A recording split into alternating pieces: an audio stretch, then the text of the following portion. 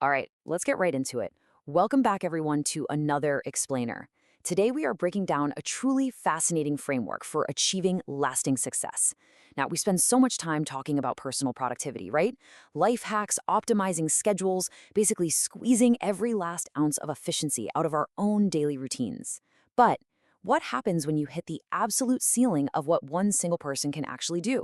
Well, today, we're exploring a philosophy that shifts the focus entirely from the individual over to the collective.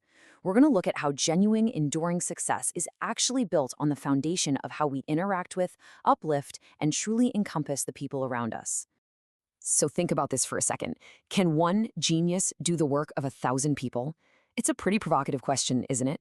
We definitely tend to romanticize the whole myth of the lone genius, the singular visionary who just single-handedly changes the world. But today's source material challenges that idea head-on. The author argues that mathematically and practically speaking, no matter how brilliantly talented you are, one person simply cannot do the work of 100, let alone 1,000 people. If you want to achieve anything of massive scale or significance, you literally have to break free from this illusion of solo supreme power. Which brings us to our source text for today, Progress Thinking by Ryuho Okawa.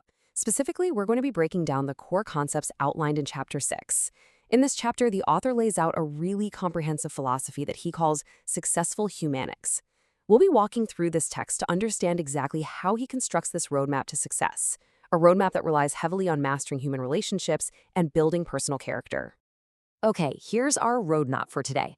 First, we'll look at the limits of individual power. Second, the quality and length of effort. Third, the conditions for inspiration. And finally, true charm and magnanimity. All right, let's dive into Section 1, the limits of individual power. So as a starting point for this entire philosophy, we have to recognize our own boundaries.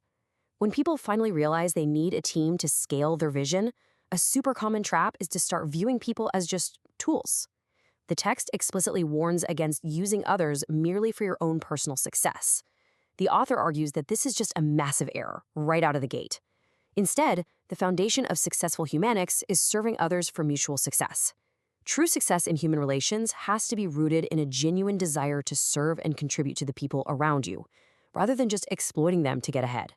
And to illustrate what happens when you get that balance wrong, the author uses this amazing, really vivid metaphor of the mud boat. Picture trying to sail out into the open ocean in a boat made entirely of dried mud. If you try to achieve massive success by relying entirely on the talents and efforts of others, without having secured your own solid individual foundation first, well, you're essentially sailing a mudboat. As you get farther out into the deep, turbulent waters of ambition and stress, that boat is going to dissolve and you will sink. You absolutely have to be a capable, grounded individual yourself before you can ever effectively lead others. Moving right along to Section 2, Quality and Length of Efforts. So, if we aren't all born as once-in-a-generation geniuses, how do we actually build that solid foundation so our boat doesn't just melt in the water? The text addresses this very real anxiety of lacking innate, world-changing talent. And the answer, well, it isn't a quick fix. One day or even short-term bursts of effort just aren't enough.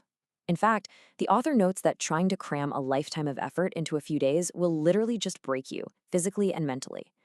Compensating for a lack of natural genius requires a much longer horizon, 5 years, 10 years, or even longer. It's a long game of continuous, steady accumulation. True success is directly proportional to the quality and length of your effort. But there's a really vital caveat the author makes here. This effort has to be humble.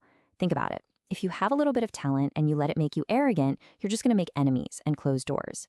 But if you start from a place of humility, acknowledging that you need to work hard, and you unyieldingly accumulate that high-quality effort over a decade, that is how you gradually turn the people around you into strong allies.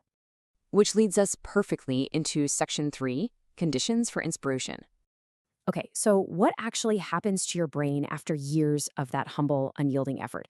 You don't just become a hard worker. Your mind fundamentally changes. The text introduces this highly specific definition of inspiration, or hirameki in Japanese.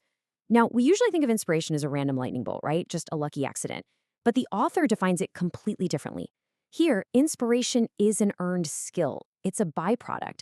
It only happens consistently when you've built a high foundational ability through that decade of effort we just talked about, and this is crucial, when you combine that ability with a sincere, loving interest in solving problems for others. The text breaks this down into three specific keys for unlocking that consistent inspiration. First up, that high foundational ability, because without it, your ideas are really just detours that waste everybody's time and money. Second, a diverse interest in others. The author suggests that when you genuinely care about a wide variety of people and you actually want to make them happy, your mind naturally generates a wider variety of brilliant ideas to serve them. And third, maintaining a bright, hopeful, and constructive mindset. If you're super cynical and just view the world in gray, fresh ideas simply won't come to you. A bright mind attracts bright ideas, and maybe more importantly, it attracts the kind of people who want to help you execute them. Finally, let's hit section 4, true charm and magnanimity. This right here sets up the absolute pinnacle of the successful humanics philosophy. How do you become the kind of leader that 1,000 people actually want to rally behind and work for? Well, the author lists these exact prerequisites for a truly charming leader. First, you've got to have that genuine capability we talked about, so you aren't a mudboat. Second, you exude cheerfulness, because let's face it, nobody wants to follow a leader who is perpetually gloomy. Third, you radiate life force and health. And fourth, and this is arguably the most important concept in the whole chapter, you must exhibit a large vessel of magnanimity, or hauyoryoku in Japanese.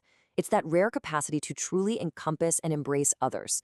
To explain what happens when you lack this magnanimity, the author uses this incredibly striking visual metaphor, the tragedy of the sharp razor. Imagine a leader who is brilliant, incredibly sharp, and highly capable, but their vessel is tiny. They have zero patience and they're incredibly narrow-minded. The text argues that a leader like this becomes like a literal razor blade.